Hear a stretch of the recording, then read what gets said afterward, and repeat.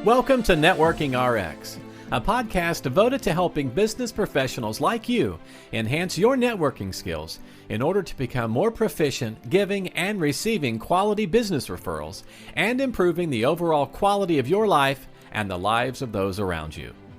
The Networking RX podcast is a production of AmSpirit Business Connections, an organization whose mission is to empower business success through networking. I think one of the big problems with respect to dealing with relationships or people understanding relationships is many people get caught up in the notion that they look at relationships and on the backdrop of computers and cars and things like that, and really the last 100 years, and they forget the fact that, you know what, there were 100,000 years before that humans were developing and interacting, and that all kind of interplays and moves forward with us.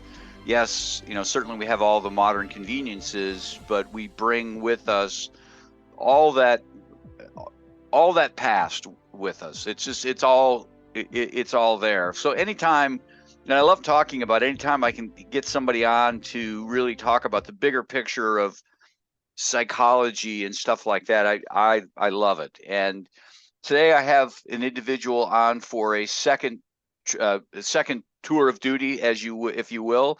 Dr. Odi Abushakra. I think I got that better than the first time. Yeah, you nailed it this time. All right. Odi was on the program back in October of 2022, and we talked about a book he wrote with Dr. Ivan Meisner, Work Your Network with the 4 C's. And we talked about getting referrals in that conversation. But he revealed to me way back when, he said he was working on another book called Fear Forward, and I said, when it's done, I need you back on, because I really want to unpack fear and how it impacts our relationships, because it does. I mean, it's what keeps people at home from networking and so on and so forth. So, Odi, great to have you back. Hey, thanks. I can't believe when you mentioned, I don't know how long, I didn't realize how long it's been since I've been on. But yeah, it took me a year and 9 months to manhandle this beast. It was a beast of a project, I'll tell you that. I bet. Well, I guess tell us a little bit about the book if you can. Yeah. I guess, well, tell us about it and what really, what inspired it? Well, I've been in the personal development space and coaching since the year 2003. So it was coming on 20 years when I was just kind of playing with the idea that, hey, maybe it's time to write a book that has something to do with personal development / psychology, because I've written a nutrition book, a networking book. Right. And, I wasn't really that confident. I felt like I didn't really have a powerful lead story. And it was so fascinating because I went and visited a chiropractor when I was on vacation in Lebanon. And I was, telling her this story of this patient who came in, and she had this, issue with her neck, headaches, blocked ear, all this kind of stuff. She's been around the world and wasn't really getting results. And I said to her, look, maybe we need to look at some deeper issues in your life. So we went into the psychology arena, and after I, coached her, and I'll explain what I did in the method, using the Fear Forward method. Her, her neck pain went away, her ear cleared up, everything, all her symptoms vanished. But what was interesting is that that's not really what her chief complaint was. Like it was why she came to see me. But when we probed deeper, what we discovered is that she's been trying for 10 years to have a baby unsuccessfully. And so I challenged her and I said, hey, look, I know you're saying you've been trying for 10 years, but maybe deep down you don't want to have one. She's like, no, don't say that. We've tried, we've paid a lot of money, we've done IVF, I've even miscarried several times. I want to have a child. I said, I believe that, I believe that you're being authentic, but I'm saying deep down, maybe there's some contradictions, if you will, internally.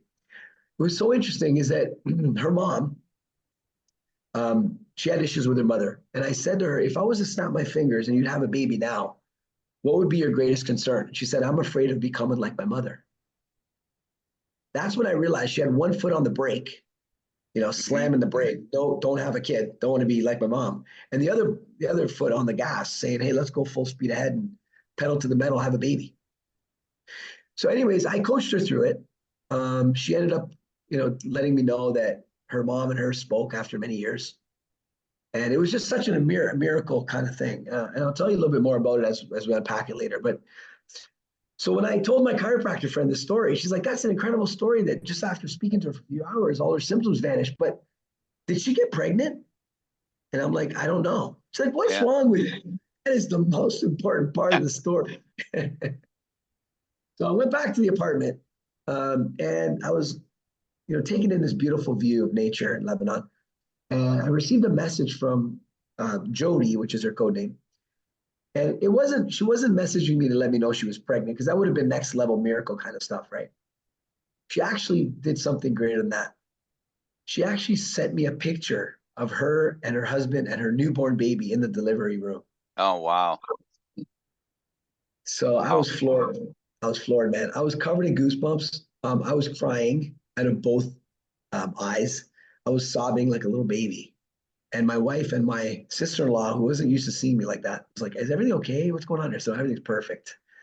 This is such an amazing thing. And that's when I realized that this idea that I was toying with of writing a book, and I was actually playing with the acronym FEAR before I went to see the chiropractor, and I just kind of put it aside. Right. It's a message whose time has come. Yeah. Well, it's kind of like I kicked the whole program off with. It's like there are things about us we don't understand, and we may never understand. And they've been developed for thousands and thousands of years.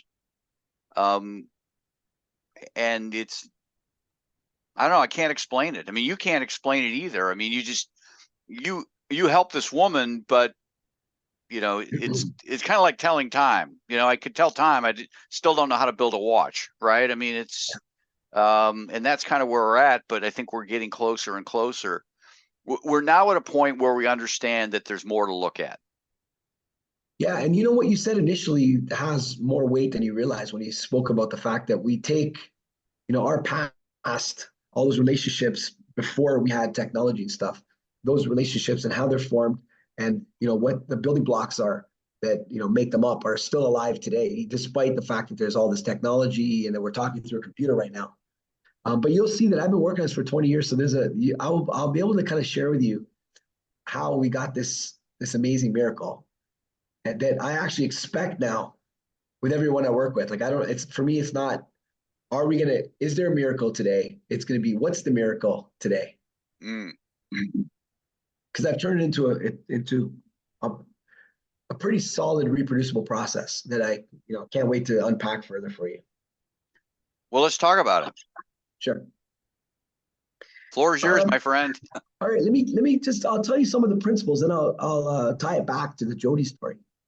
So the first principle that I'm trying to teach is the fact that there's only one way to move forward in life, and that's to face your fears. If you don't face your fears, don't expect to move your life forward. And I believe we all want progress. We all want forward progress. We were talking about football earlier. We want to keep the ball forward, right? And we don't just seek progress in one area either. We seek progress across the board. We're not just seeking relationship progress. We're seeking family progress, social progress, business progress, health, you name it. And we not only seek progress for ourselves, we want to contribute to the progress of other people. That's the first principle. The second is the fact that in order to make the greatest progress in your life, you got to face the greatest issue in your life. And that takes courage. Some people have the courage, but don't know where to look. And some people know where to look, but they don't have the courage to look. Right.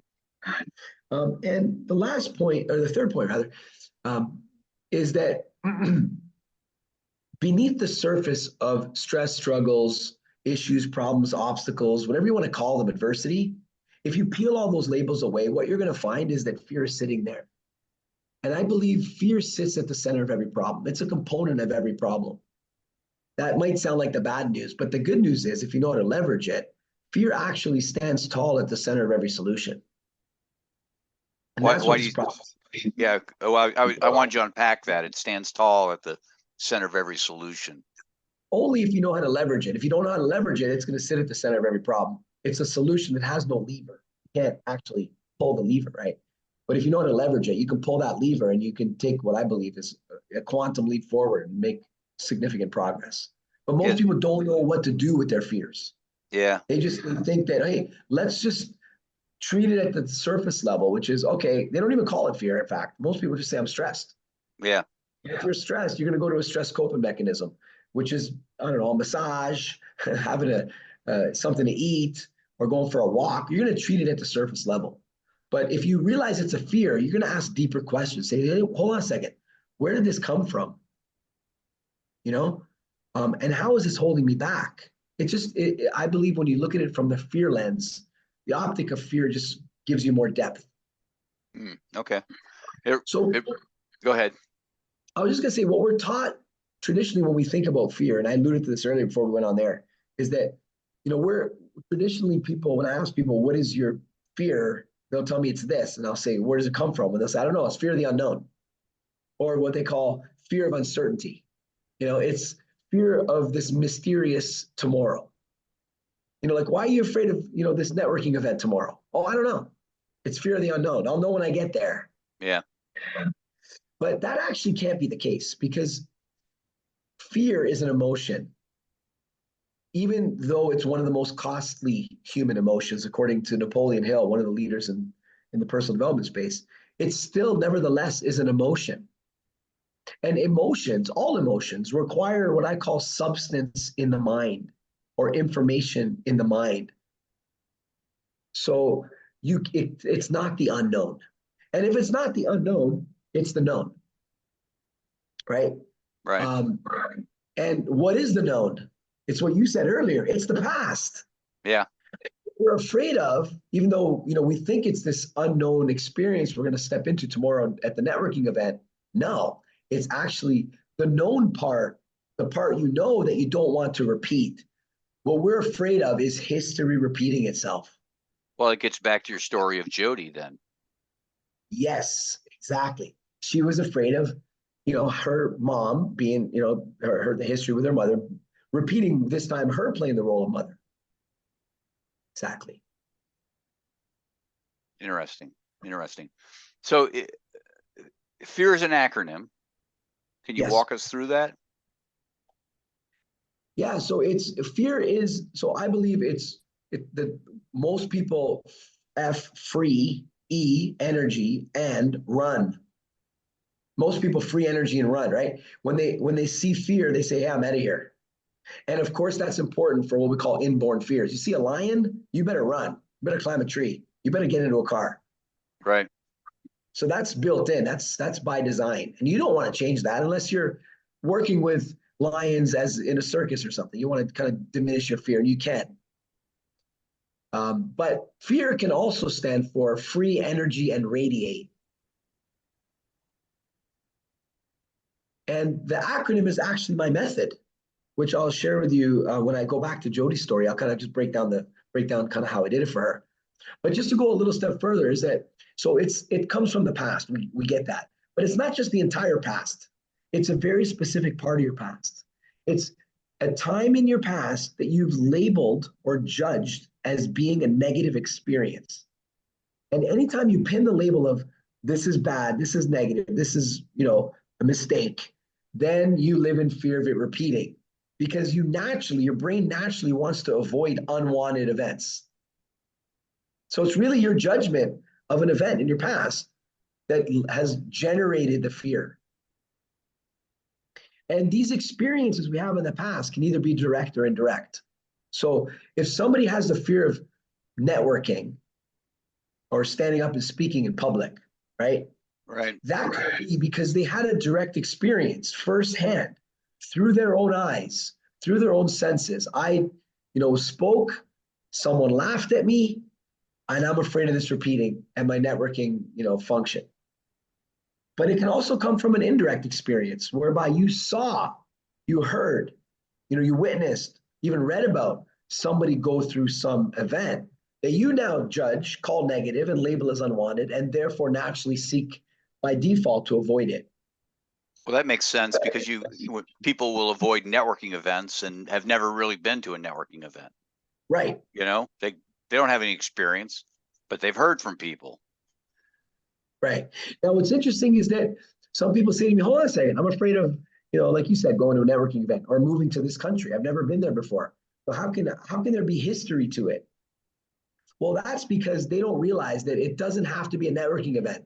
They might be afraid that something will happen at that networking event that resembles what happened at a family function, at a social function, at a birthday party. See, the events don't have to be networking. It could be group of people. Right. We call this looking for the critical or crucial connection between your current fear and what we call your source incident. And some people they don't look past the differences and they get stuck and they therefore don't see the connection. Yeah. Interesting. My mind is swirling. Now, what's the difference between running and radiating? Yeah, running, I use that word to imply that, instead of seizing an opportunity, you're just going to run away. Right. Radiating would be get the hell out of town, right? Well, running, get the hell out of town. Radiating is basically leaning into it, essentially. Yeah, radiating would be like you seize the opportunity and you shine, and you radiate like the sun. Gotcha. One is, looking at the opportunity and saying, that's an obstacle. I'm out of here. I'm not getting on stage and speaking. Right. Whereas someone else would say, no, this is an opportunity to shine. I'm going to radiate. Back to your story about Jody. Obviously, she had fear. Running was very subconscious. Fair? I mean, she wasn't admitting she was running. She wasn't aware of it. Yeah. So it was unconscious. Yeah. Very, very unconscious. Did you ever get a chance to talk to her? I mean, just kind of really unpack the radiating portion of it. I mean, it's just, yeah. Please. See, what I did, I didn't give you the full story because it would have went on and on. But basically what happened was when she was about 15 years old, there was an incident with her mom and they got into a fight. And then she left the house. She moved out and never looked back. And she moved on, to different countries. And she was the right-hand woman of many large companies around the world that you probably know the names of. Very empowered woman. And so this was her event. This is, she didn't want to be criticized, that way. And that's why she ran away. And then she said to me, I don't want to be like my mom. And then she got choked up when she said, one time I acted just like my mom to my niece, and she couldn't even complete her sentence. And I said, so now you're afraid of doing that to your own child. Yeah. And she said, exactly. And I said, well, what we need to do is you can't change your past, just like you can't change people. You can change the effect and the impact it's having on you, that's having on your psychology, and in her case, her physiology. And what we need to do is change the story. So we went back, changed the story, completed what I call in the book and the method, completed her perspective by questioning her questions. And when we challenged her questions, changed her questions, and found that the missing elements of the story, she broke down in tears and said, I can't believe I've been carrying this narrative with me all this time, this story with me all this time. Yeah. And that's when she got on the call with her mom, and they cried and, connected again. And her mom came and visited her.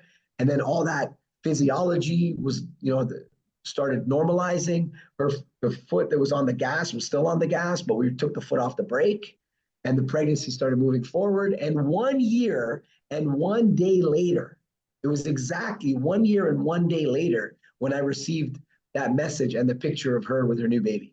Mm. And it took me, I was hoping to get the book done 1 day and 1 year later, but I just couldn't. It was too large and too complex of a project to get done. But so that's the way we did it, right? We rewrote her story. When you rewrite your past, you rewrite the future. Yeah. The reason why I put the picture, a broken chain on the cover, is because people feel like the past is holding them back, Yeah. with the steel chains. But the truth is, it's just thoughts and words and stories. And, it's kind of like you can put your hand through like a spider web. It's not a steel chain. You don't need a chainsaw, but you got to challenge your questions, what I call question your questions, and change the story you've been telling yourself. And when you change the story you've been telling yourself, then all of a sudden that judgment in that experience is gone. It becomes a neutral event. It's no longer a negative event and no longer has the capacity to hold you back. And that's why people will take, a giant step forward, what I call fear forward. I guess let's flip this around and talk about you. You're an author of 2 books now, one a bestseller. I assume this will be a bestseller. Hopefully it'll be a bestseller. You have business, Inspired Results. Are these the types of things that you work with people on? People listening, and I've got this head trash, pardon the expression. Yeah, stinking thinking, as Zig Ziglar called it, I believe. Yeah. Yeah. Yeah. Well, I've actually written 3 books now. My first book was a nutrition book in 2015. Okay. And then it was the Work Your Network and Now Fear Forward. I have many books in the pipeline, actually. But yeah, what I do professionally with Inspired Results is I coach people one-on-one to help them break through their personal challenges, but also their professional challenges. Sometimes both. I'm working with someone right now, for example, who has MS and is in a wheelchair. I'm working with public speakers that want to break their fear of speaking because they believe they have a message they want to get to the world. I'm actually speaking in Dubai on Saturday to an audience we're expecting 1,500 people, and I'm presenting on this topic to business professionals to use this in the workplace. I use this for team building when I do my team building talks because I believe, like Rudyard Kipling, Nobel Prize winner, said in the context of team building, he said that the strength of the pack is the wolf. And so if I want to strengthen a team, I want to strengthen every wolf. I want to strengthen every team member. Right. And so I use Fear Forward to help the individuals on the team break their fears. I have one group I'm working with right now that's a hospital group, and they're going to be launching a new hospital. So of course, some of the staff that were involved when they launched the first hospital are going to have some anxieties because they're expecting to re-experience unwanted parts of that past. Yeah. I mean, I could see that. And people who are new, it's truly unknown. Well, not even, hold on, be careful, because that's a traditional way of thinking. And this started back with Plato, I believe. I mean, we don't really know where the fear of the unknown came from, but Plato is one of the guys who started this in the allegory of the cave. And many other philosophers who said that we're afraid of other cultures because we don't know if they're cannibals. It's this unknown. Are they cannibals or not? But the truth of the fact is, you got to have substance in the mind. So even a new recruit on the team, a new player on the hockey team, new player in the networking group, a new person in the hospital, they're not afraid of what everyone else is afraid of necessarily. They may overlap, but what they're afraid of is their history repeating. Right. Yeah, because we carry, as you said from the very beginning, interestingly enough, that we take our history with us everywhere we go. Even though the past is officially dead, there is no past. It's just alive in memory. We carry it with us. Yeah. And sometimes it's as strong as, like I said, a steel chain holding people back. Literally can't take that step. Fear of failure, fear of rejection, fear of taking the next step, regardless of what that step is. It's just all fabricated in the mind. And it's just a story they've been telling themselves. And so if you just rewrite the story, but you need to challenge the story. And you need someone from an outside perspective, typically, to challenge that story and say, hold on a second. Are you sure you want to have a kid? And if you had a kid, what would you be afraid of? Oh, what do you mean you're sure you want to have a kid? And what do you mean there's nothing you're afraid of? Hold on a second. Are you sure? And then you have that deep conversation that just, like I said, just it becomes this incredibly transformative, experience. This is very interesting. Best way for people to get a hold of you? I guess my website, drodi.com. Okay, I'll get that in the show notes. I really appreciate you coming on for a second time. Maybe it'll be a third in the future. Oh, you're going to make me write more books, are you? Well, that's No up to pressure. you. That's up Yeah. to you. But you know, Appreciate if that. you're coming out with them, you got something to say. This is, like I said, fascinating. So I do appreciate your time. Thanks, Frank. I appreciate your time too. And I always have something to say. I just hope it's valuable and hopefully it got some of your viewers thinking. Thanks for joining us on the Networking RX podcast. Please put what you've learned into action today and let us know if you have questions, comments, or ideas for future topics. You can email them to us at podcast@amspirit.com. That's AmSpirit.com. Finally, so you never miss an episode, be sure to subscribe to the Networking RX podcast through iTunes, Overcast, or however you receive your podcasts. Now get out and network with someone. The Networking RX podcast is the copyright production of AmSpirit Business Connection. All rights reserved.